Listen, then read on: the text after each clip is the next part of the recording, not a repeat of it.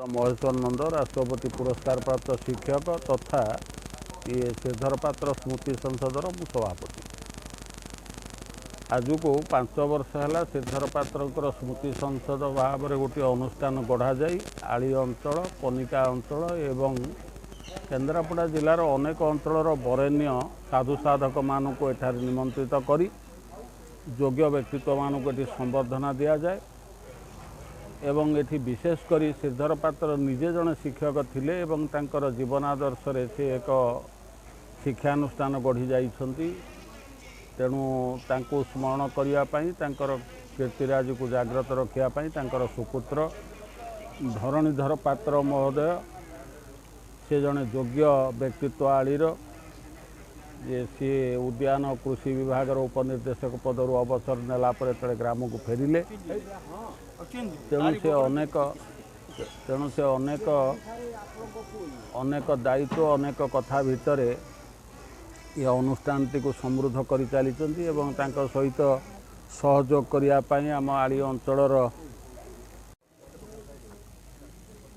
मु श्री राज बिहारी महांती बीकेबी उच्च विद्यालय हाबलगंड पाटणार प्राक्तन प्रधान शिक्षक। आज स्वर्गत श्रीधर पात्र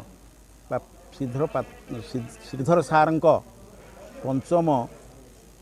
श्राद्धवार्षिकी एवं प्रतिभा सम्मान समारोह को मते मुख्य वक्ता भाव में तत्सहित मते आज से स्मृति संसद तरफ संबर्धित करागला से बहुत मन भितर खुशी लगुच आनंद लगुच ये ना मु जड़े शिक्षक से भली मोर भली जड़े शिक्षकर सुयोग्य संतान जो धरणीधर पात्र से तांकर बापांकर श्राद्ध दिवस को प्रतिवर्ष 4 वर्ष जाए एथर 5म वर्ष पड़ा तेणु से 5म वर्ष पढ़ले भी आगू से संसद बढ़ी बढ़िका चलो किंतु पुन टिके मोर मन पड़ जाउछि जे मु आमर जे अछंती वर्तमान मो पाखरे राष्ट्रपति पुरस्कार प्राप्त शिक्षक महेश्वर नंद निर्देश माने परामर्श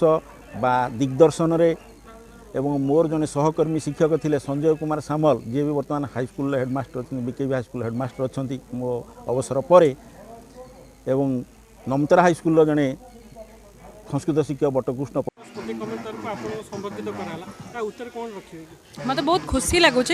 कारण एक तो जड़े दक्ष शिक्षक स्मृति मत संबोधित करा सहित जो संबोधित करा श्री अरविंद इंटीग्रल स्कूल बहुत कम लोग जानते कि मु मोर शिक्षा जीवन यू आरंभ करी एलकेजी यूकेजी स्टैंडर्ड 1 मुझे स्कूल रे पढ़ी जाइए तो कह गले मोर एजुकेशनल फाउंडेशन ए स्कूल तैयारी करथिला